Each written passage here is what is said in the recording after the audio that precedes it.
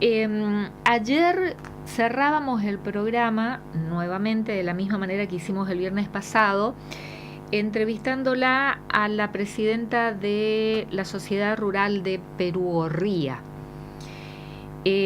actualizando la información sobre la situación ígnea, ¿no?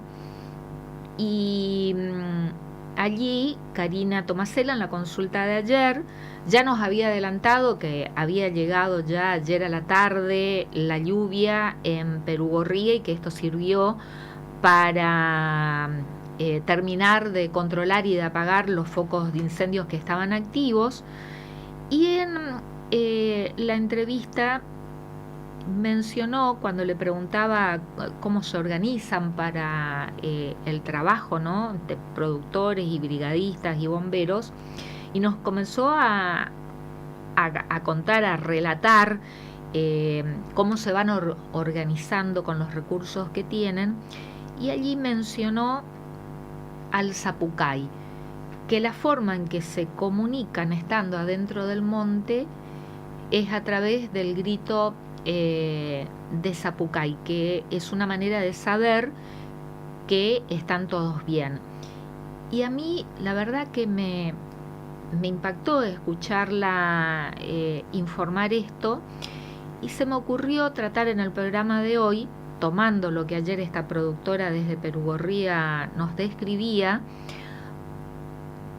para explicar y saber qué es el zapucay, cómo se origina, de dónde viene y qué significa, si forma parte de la identidad correntina precisamente el grito de zapucay. Y lo convocamos al licenciado Fernando Laprovita, que es docente de la carrera de turismo de la Universidad Nacional del Nordeste, pero también es especialista en antropología social y política, que siempre lo invitamos para hablar de temas ambientales, de turismo, y ahora para hablar de esto, ¿no?, de la identidad correntina. Fernando, ¿qué tal? ¿Cómo te va? Buenas noches. Buenas noches, Liliana. Como siempre, muy agradecido por la invitación, esperando saber compartir y tratar de responder a esta interesante inquietud. Antes de escucharte, ¿me permitís compartir con la audiencia, quienes ayer no escucharon la entrevista que le hicimos nuevamente a Karina Tomasela, lo que ella nos decía al respecto, cómo nos describía cómo trabajan y cómo se comunican a través del zapucay precisamente? Lo tenemos en punta, Francisco, por favor. Nos hemos quedado sin conectividad porque empezaban a caer los postes de luz y porque en el pueblo ha tenido un problema también por las altas temperaturas del transformador de la luz, y cuando acá sucede eso nos quedamos sin señal. Así que bueno, esa es la forma, digamos, siempre sigue siendo de todos modos la conectividad a través del grupo de WhatsApp, y bueno, y después lo que nos vamos encontrando por el camino, porque nosotros no tenemos una estructura que nos permita una comunicación, otro tipo de comunicación. Los zapucay, para los que están internados dentro del monte, esa es la manera de preguntar si siguen bien o no. A ver, deténgase allí. ¿Cómo es lo del zapucay? ¿Esto ya está también organizado?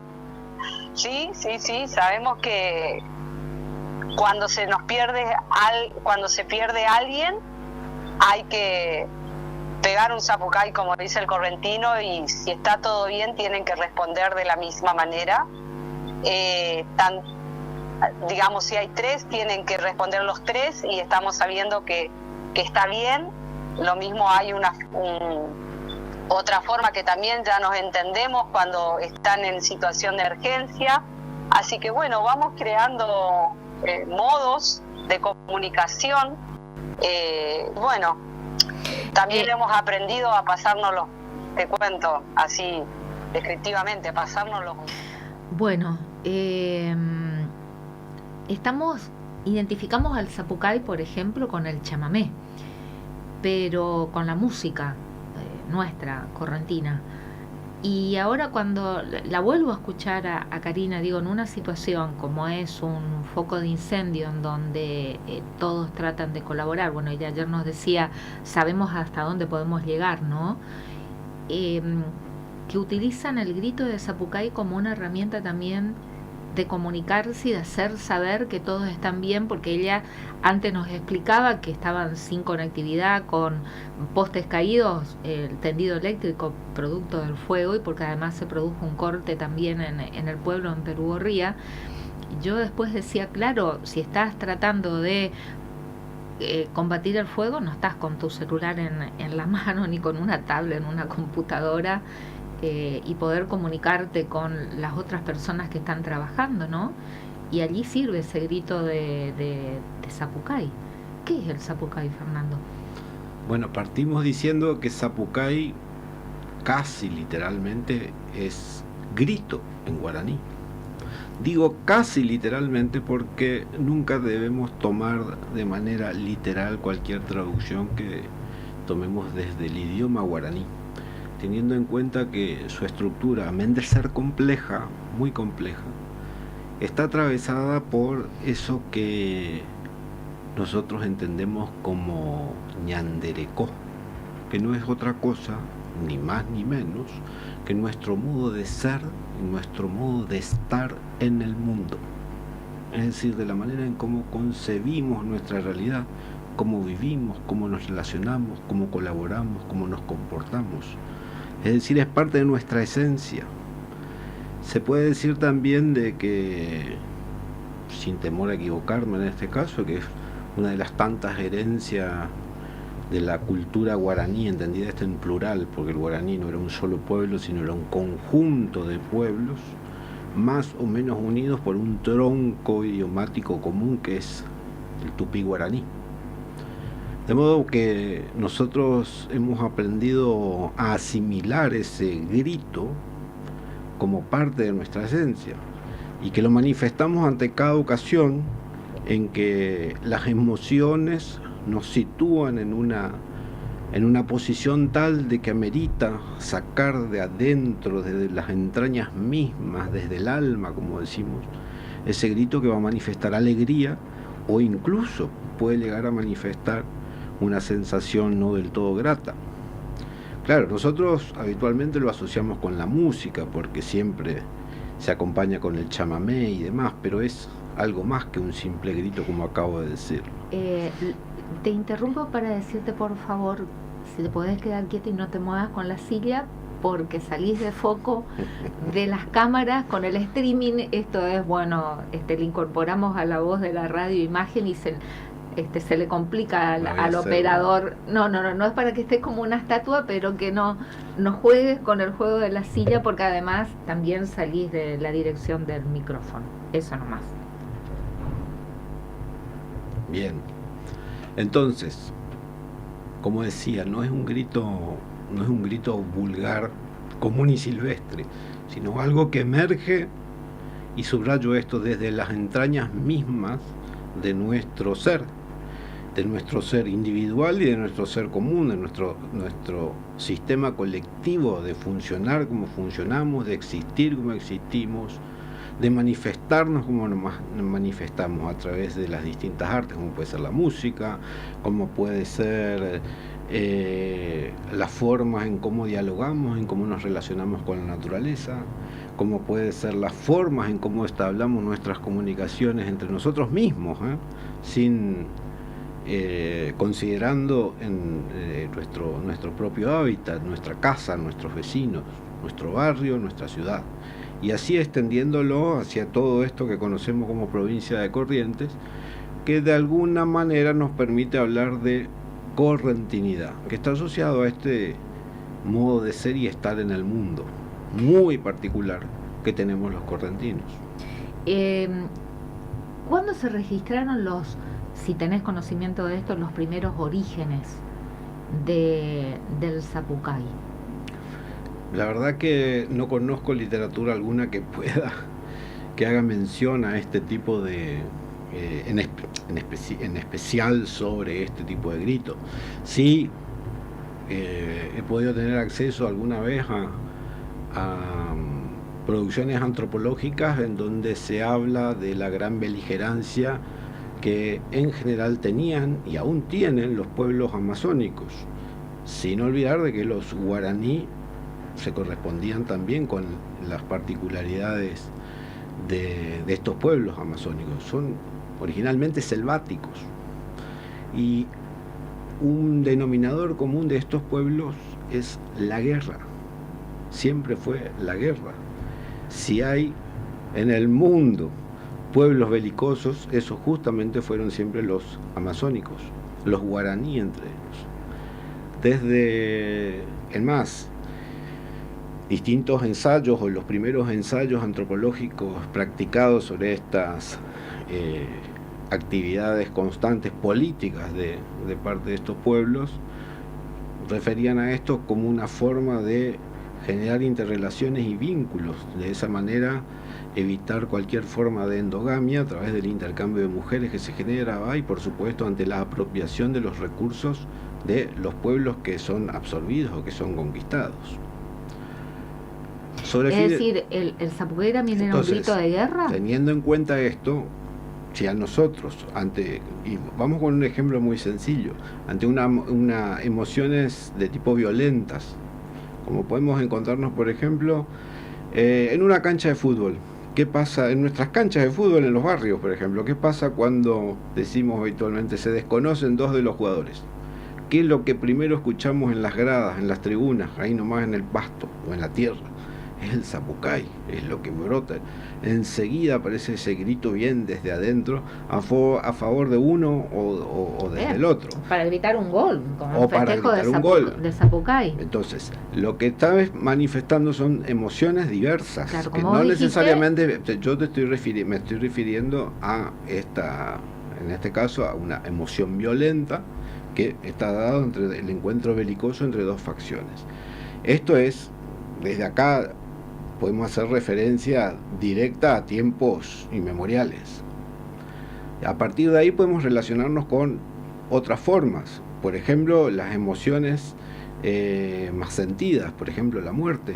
¿Quién no asistió alguna vez a algún funeral donde a alguien se le escapó algún zapucay que claramente son sentidos y que al escucharlo nos damos cuenta cuál es el sentido real y profundo que tiene ese grito, que es distinto a ese de alegría, que sale con motivo de la alegría o del festejo, que tiene como otro tono, tiene otra connotación. Nuestro ser mismo lo identifica como tal. Bueno, ahí Karina ayer nos decía, Karina Tomasela, que justamente para dar señal de alguna alerta, el zapucay tenía otro tono, aquel que se emitía para saber si estaban todos bien dentro del monte. Entonces, cuando uno quería avisar alguna alerta, por ejemplo, me imagino se agrandó el fuego, que también pegaban un zapucay, pero con otro tono. Bueno, acá yo me quedaría con sus propias palabras, más que como una expresión o una manifestación de tipo ontológica, es decir, relacionado a esto de nuestra forma de ser, de nuestra forma de estar y de vivir en el mundo, estaba más bien relacionado a un modo de comunicación determinado, porque no podemos llevarlo a todo y cada uno de los planos. Cuando vos carecés, en este caso, de un instrumento de comunicación como puede ser un handy, porque el teléfono lo podés manipular en el medio de un fuego, como habitualmente tienen brigadistas o bomberos, habitualmente digo, en casos normales, seguramente el grito de zapucay no sería utilizado. No es necesario. Exactamente, pero acá se lo toma de una manera utilitaria y teniendo en cuenta las facilidades que seguramente tienen estos bomberos para poder... No son bomberos, no, ella no estaba hablando de bomberos, sino cómo se organizan los productores a través de la sociedad rural, en este caso de Perú o Ría, voluntarios, que colaboran también. Por eso ella en otra parte de la entrevista decía, nosotros sabemos hasta dónde podemos llegar y dónde tenemos permitido, siempre bajo la dirección de los brigadistas y bomberos, pero colaboran y sobre todo que son los que primeros llegan, ¿no? Y una forma, porque también comentó de que habían pasado una situación muy difícil, que se las había perdido una persona, no lo encontraban, entonces a partir de allí, de esa mala experiencia, idearon este tipo de comunicación que cuando se metían adentro del monte, como no están con los celulares, no tienen conectividad, una manera de comunicarse a través de ese grito de Zapucay, que como bien vos decís, sale desde adentro, que es, y en donde todos tienen que responder para saber que están todos y que están bien, y que cuando surge una alerta, ese grito se da de otra manera. Y a mí escuchar eso realmente me puso la piel avícola, digo, el ingenio por un lado, pero por otra parte cómo está incorporado, ¿no? En el correntino. No, el no, grito de Zapucay. eso es indudable. Nos sale de manera natural, de una manera... Pero no los bomberos, sino la gente de campo. Los voluntarios que estuvieron Sí. trabajando para apagar el fuego.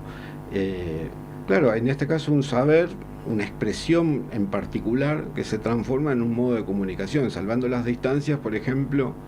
Es habitual en el campo, sobre todo en zonas de esteros, prácticas que todavía subsisten, como por ejemplo la comunicación a través del humo, la clásica señal de humo que se utiliza para hacer saber de que alguien se está trasladando, o que está llegando, o que llegó, o hacer saber, por ejemplo, que está bien, de acuerdo a los códigos que establecen de manera previa aquellos que se quieran comunicar.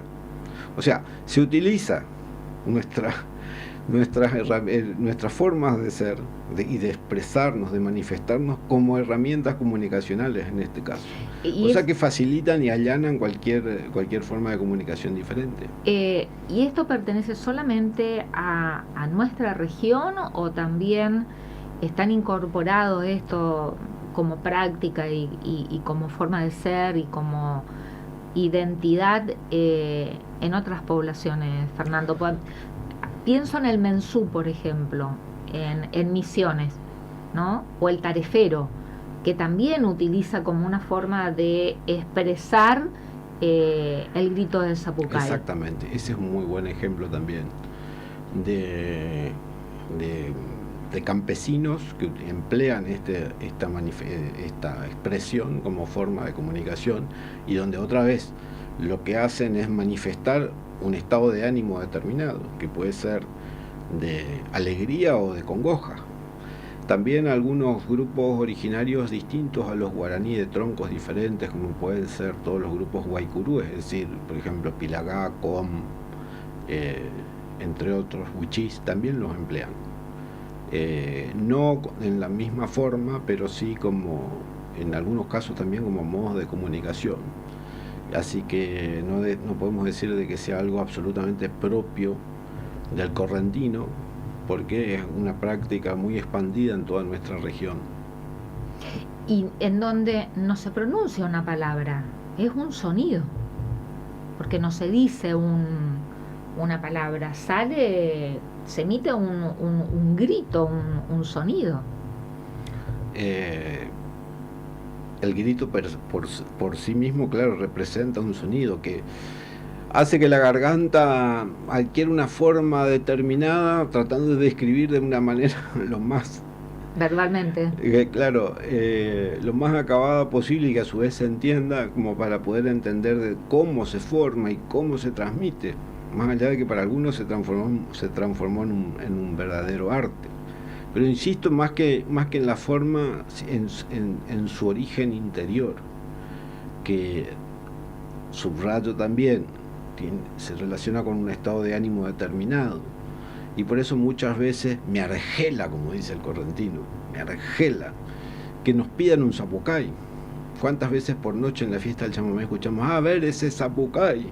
Como que si es algo que brota y lo gritás como que si fuese un grito común y silvestre. O en la TV porteña también, ¿no? Que cuando vamos correntino no, bueno, pero que pega un zapucay. Pero digamos que para el de afuera, o el que no es parte de nuestro mundo, es aceptable, porque no, insisto, no es parte, no conoce nuestra interioridad. Sin embargo, el correntino sí. Y después de tantos años de tanta intensa docencia de personajes tan queridos como lo fuera Julián Cini, por ejemplo, o Julio Cáceres, entre otros grandes folcloristas de la región, todavía no aprendemos esa lección de que el zapucay no se pide, se manifiesta por sí mismo de acuerdo a lo que cada uno necesita expresar, de acuerdo a las circunstancias. Por ahí coincide de que a todo el mundo, a los que nos hacemos presentes en un lugar, nos brota ese zapucay y lo gritamos, aunque no lo sepamos hacer.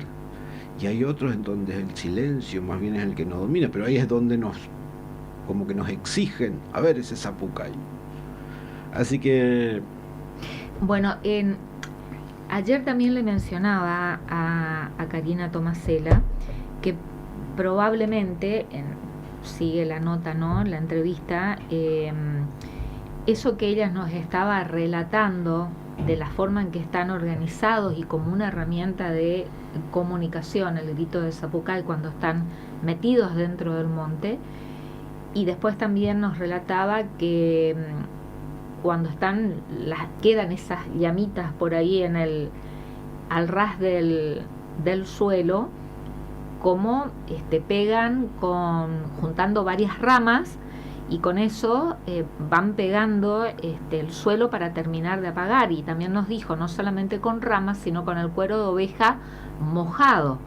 Y después también nos dijo que encontraron la manera de pasarse los baldes cargados con agua en cadena, mano a mano, que les resultaba más fácil para trasladar el agua también.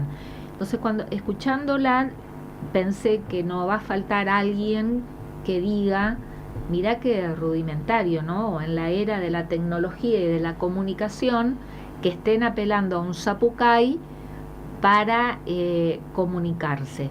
Dije, eso también, a veces nosotros mismos, los correntinos, no digo los que nos miran desde afuera, es tomado con cierto prejuicio y hasta mal interpretado.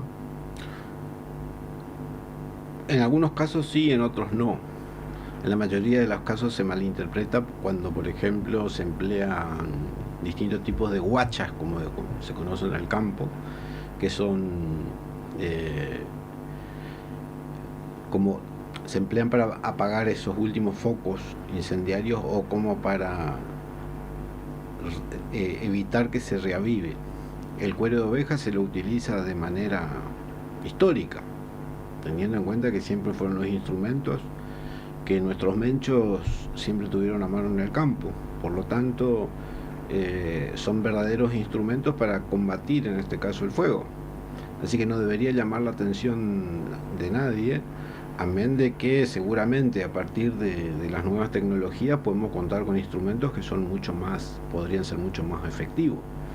Pero mientras tanto, si no disponemos de ellos, se apela a lo que tenemos a mano, que no es solamente ese instrumento, en este caso un cuero de oveja o una guacha de cuero, sino que puede ser tranquilamente, antes que eso, el conocimiento para poder emplearlas, porque no cualquiera las sabe utilizar, no cualquiera sabe cómo manejarse ante esas circunstancias, ni cómo, por ejemplo, tomar estos cueros como para poder humedecerlos y luego que no te termine afectando a vos, porque está directamente relacionado con saberes, costumbres. Exactamente.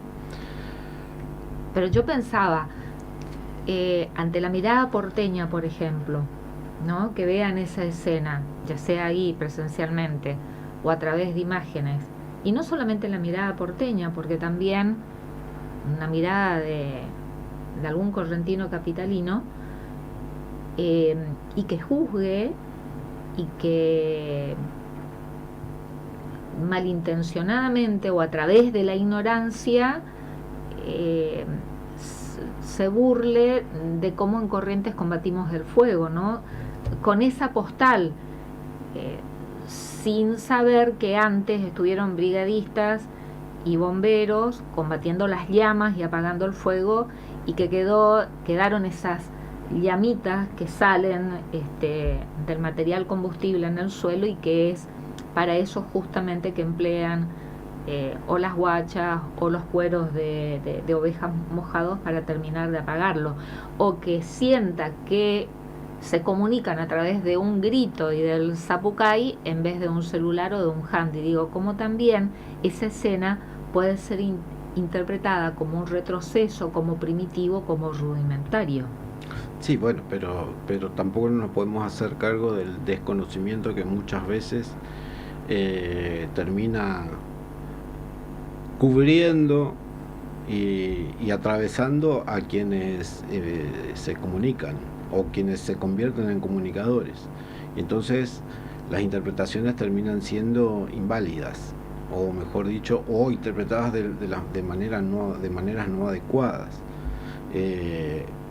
Eso es habitual que pase y va a seguir pasando. Mientras tanto vamos a seguir hablando sin saber, como bien lo decís, y se va a evitar recién a partir de tomar conocimiento de cómo funciona en este caso, y no solamente el manejo del fuego en particular, sino la gestión del riesgo en su totalidad. Todo esto forma parte de lo que los sociólogos conocemos como la teoría social del riesgo, que no se queda pura y exclusivamente con lo instrumental, sino con todas y cada una de las dimensiones que entran en juego a partir de que se suceden catástrofes, mal llamadas naturales. Catástrofes que se dan por la intervención fundamentalmente del fuego y del agua. El agua a través de inundaciones y el fuego cuando se desata de manera catastrófica, como lo estamos evidenciando en estos tiempos. Estas dimensiones son las que nos permiten analizar, entre otras cosas, por ejemplo, la comunicación, y que muchas veces la dejamos de lado, no la consideramos de manera adecuada o la subestimamos, siendo que la comunicación es el factor seguramente más importante en el marco de la gestión del riesgo. Vamos, por ejemplo, con lo que nos pasó en los últimos años.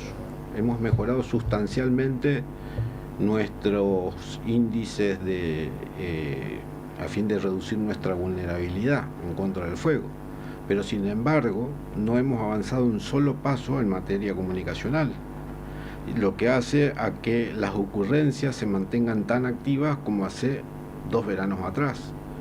¿Por qué? Porque la comunicación no es incisiva, no es quirúrgica, no tiene el nivel de incidencia como, por ejemplo, salvando las distancias, se diera durante la pandemia, donde estábamos constantemente bombardeados acerca de las cosas que debíamos hacer y no hacer. Más allá de las dudas y demás, el Estado, en este caso nacional, se hacía cargo de la comunicación en este sentido, se transmitía a las provincias que absorbían de la misma manera, y todos nos encontramos en mayor o menor medida comunicados de manera efectiva. Después podías estar de acuerdo o no sobre lo que se sugería, sobre lo que se imponía hacer, pero mientras tanto eso se daba de manera quirúrgica e incisiva, como decían. Bueno, salvando las distancias, insisto con esto, acá se debería trabajar exactamente igual.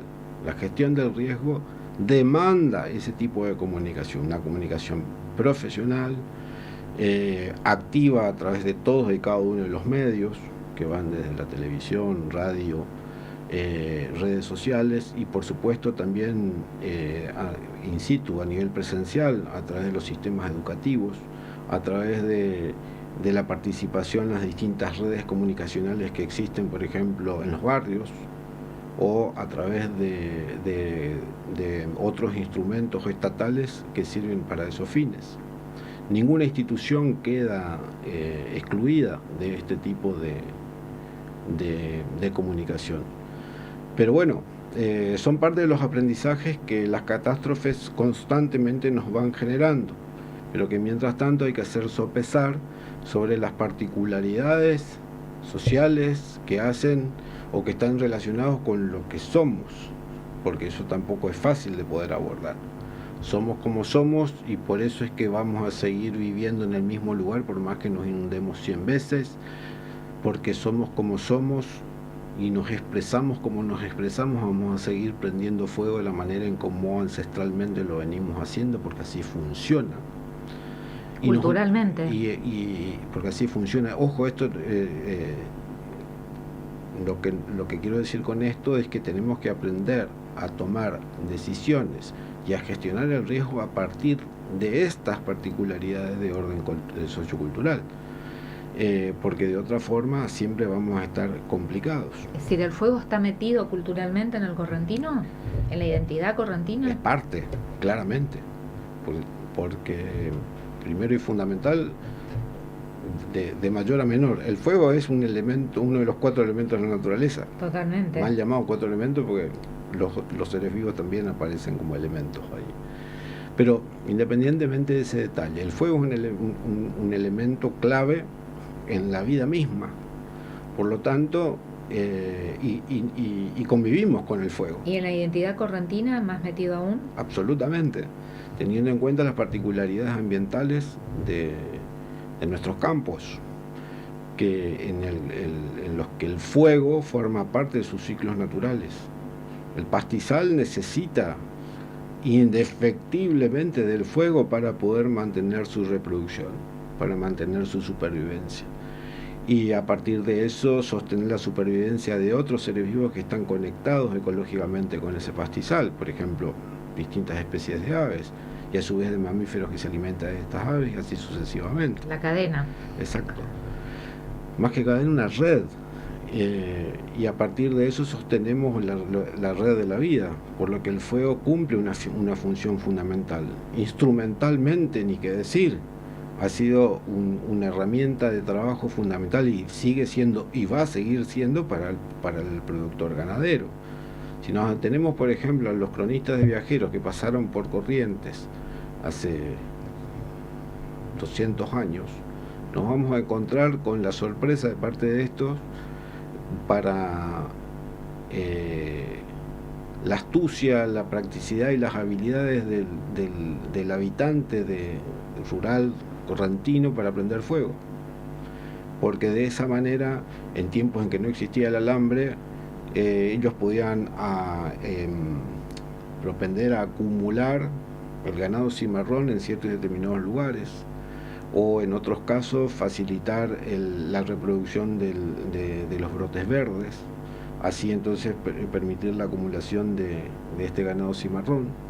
O en tiempos ya de la alambrada, donde las estancias estaban perfectamente definidas, el fuego seguía siendo una manera de manejar el campo. Es un instrumento en sí mismo. El punto está también en que hoy por hoy no estamos considerando como parte del escenario a un fenómeno que llegó para quedarse ya desde hace muchos años, que se llama cambio climático. ¿Cambio climático o variabilidad climática? Cambio climático, variabilidad climática.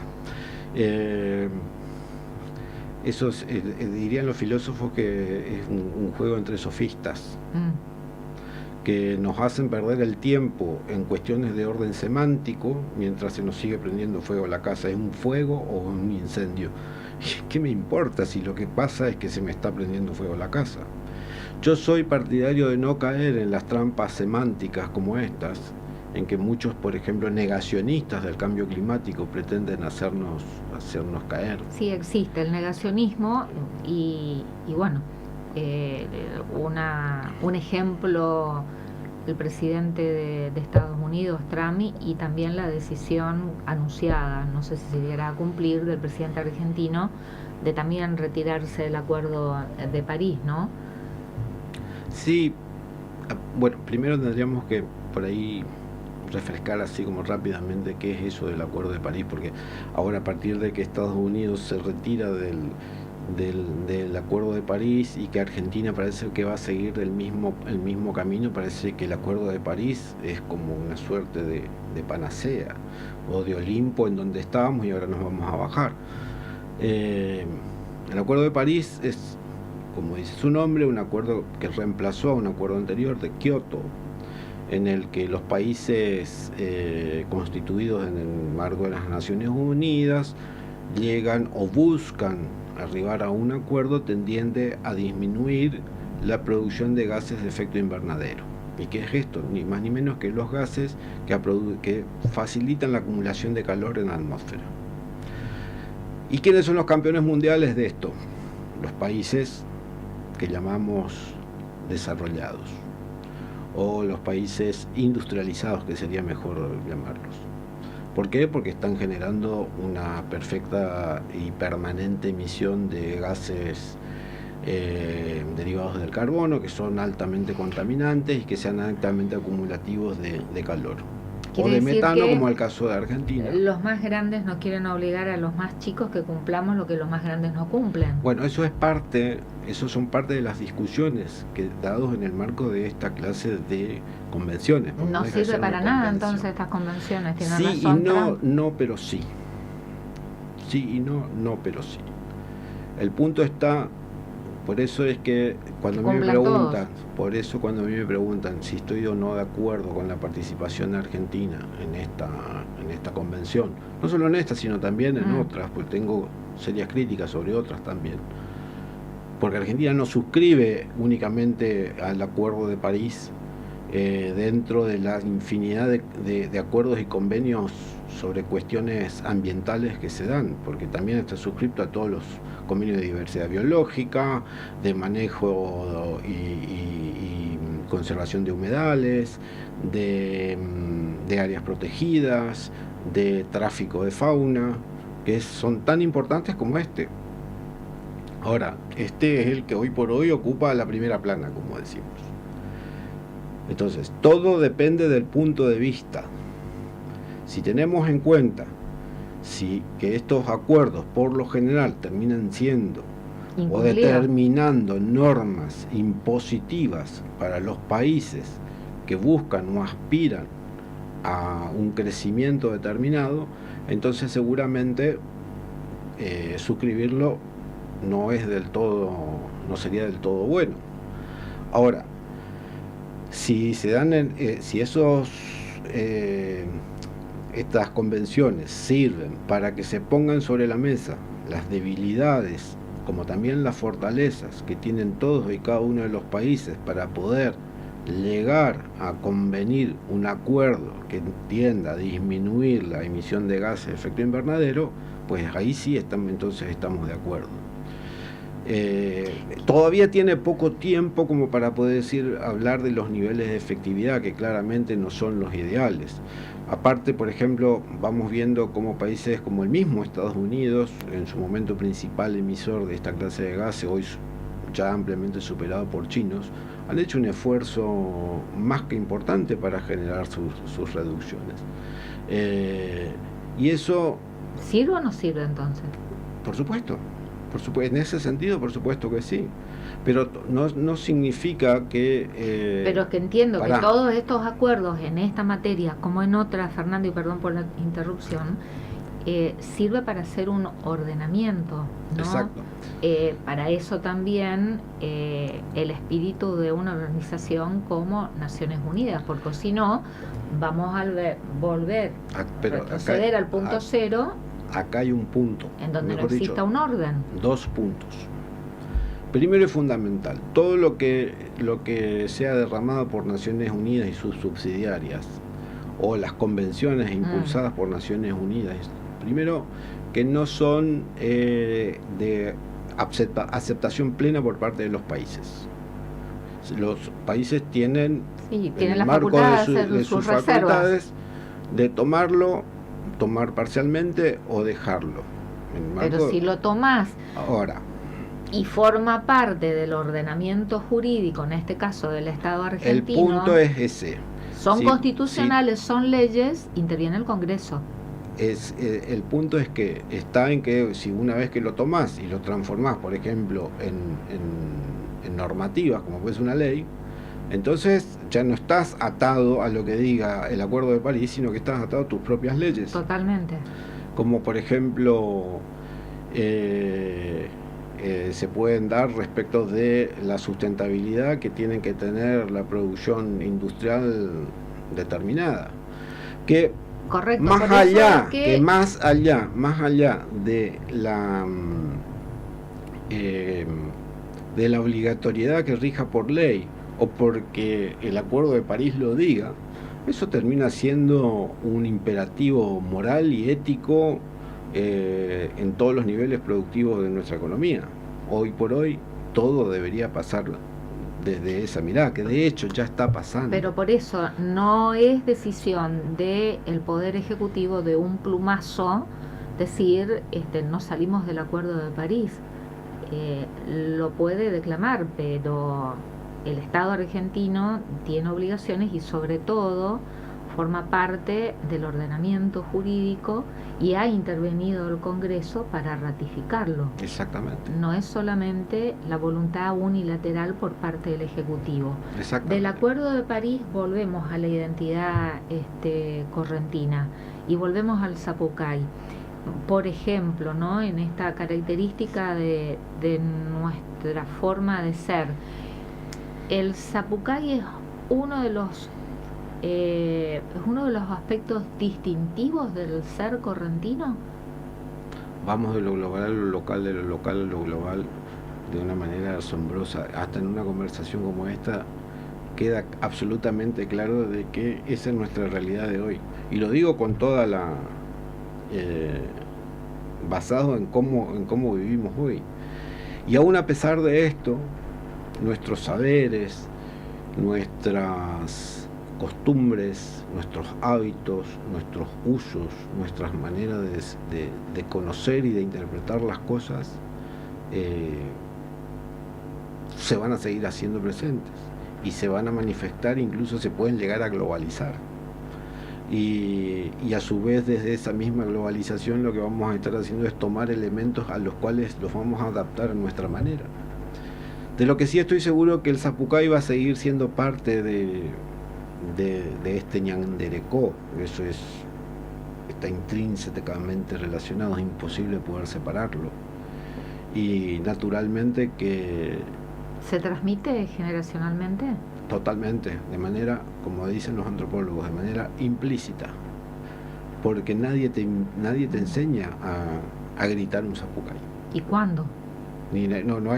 No vamos a encontrar una escuela de ¿cómo le podríamos llamar? Zapucayeros, ¿sí? Lo que existe es la comparsa zapucay, pero una escuela donde podamos aprender a gritar un zapucay no existe. Sí, una escuela donde podamos aprender a tocar el acordeón, el bandoneón, la guitarra, pero no esa además parte esencial.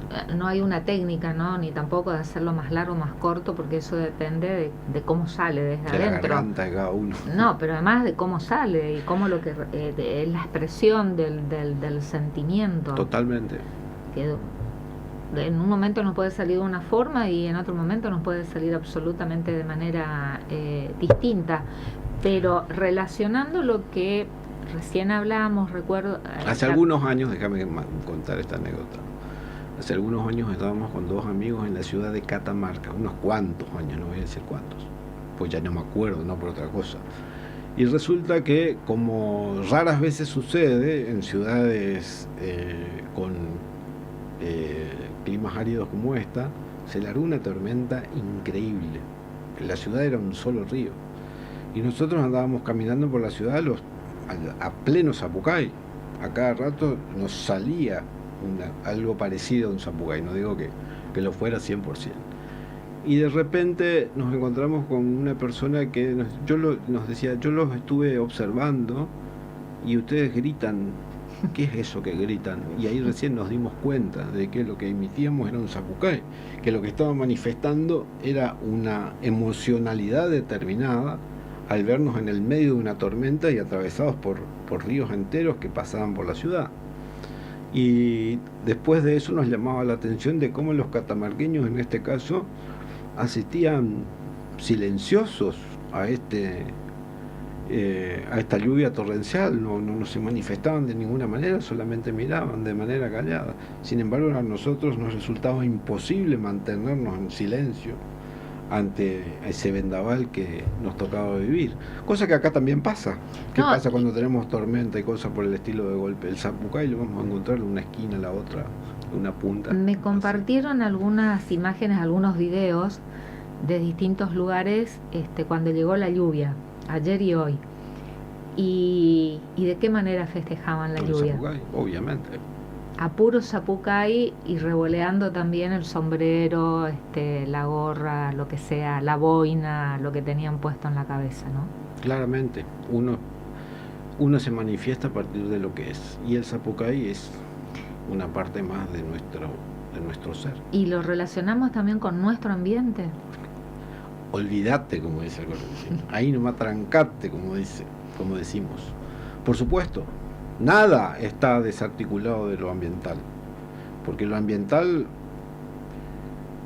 no es algo exterior a nosotros. Lo ambiental nos envuelve, nos atraviesa, como así nosotros atravesamos lo ambiental. Vamos a llamar eso de ambiental de una manera distinta. La naturaleza nos atraviesa, la naturaleza nos hace ser como somos. De hecho, estamos hechos de naturaleza. Y a su vez nosotros intervenimos sobre ella, la domesticamos, dialogamos, nos vinculamos, nos relacionamos. Podemos estar y la muchas hacemos horas también. mierda también, ¿no? Ponele, en el nombre de nuestro crecimiento y de nuestro desarrollo. Pero también... Eso sí que ponele en el nombre del desarrollo. Pero también sustentados en el desconocimiento y amparados... O en la ambición de los negocios. Y amparados en la soberbia que caracteriza al capitalismo en su esencia misma. Esto en la ambición de los negocios, y ahí viene el extractivismo. Y no, cagamos en la naturaleza y en el ambiente. Claro, en realidad no es que lo hacemos de esa manera, sino que el capitalismo, como buen sistema hechicero, sabe convertir todo lo que toca en oportunidad de negocio. Es decir, todo lo que toca lo hace mercantilizable, aún la catástrofe. Porque toda catástrofe, hasta la catástrofe, se convierte muchas veces en oportunidad de negocio. No la solidaridad ni la intervención que debería llegar o que llega a través del Estado a los afectados, porque eso sí, nunca va a ser un negocio, igual que la salud, aunque también, en parte. Pero sí en el sentido de transformar en asuntos mercantiles todos y cada uno de los componentes de lo que somos parte, que se llama naturaleza. Bueno, mira de todo lo que hablamos a partir de lo que ayer esta productora de Perú Gorría nos transmitió, nos relató de cómo idearon, ¿no?, con un zapucay para estar comunicados en el medio de una crisis del monte y combatiendo el fuego. Esto es un claro ejemplo de lo que acabamos de decir. No hay naturaleza sin hombre, ni hombre sin naturaleza. Ambos están intrincados de las formas que conocemos, pero mucho más aún de las formas en que no conocemos y que todavía nos quedan por descubrir. Grito de zapucay, entonces, para expresar una alegría, para expresar tristeza, angustia. Vale para todo. El tono te va a indicar de qué se trata. Fernando, gracias. Gracias a vos, Liliana. Fernando Laprovita, docente universitario y también especialista en antropología social y política.